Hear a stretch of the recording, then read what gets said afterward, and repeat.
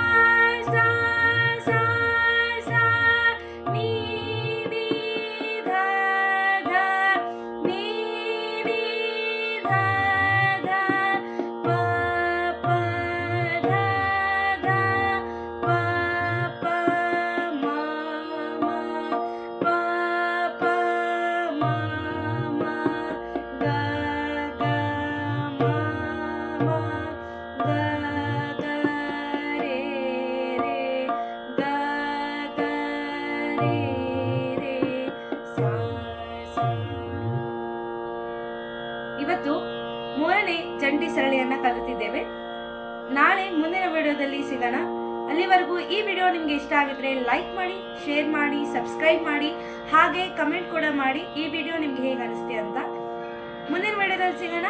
Radhe Radhe.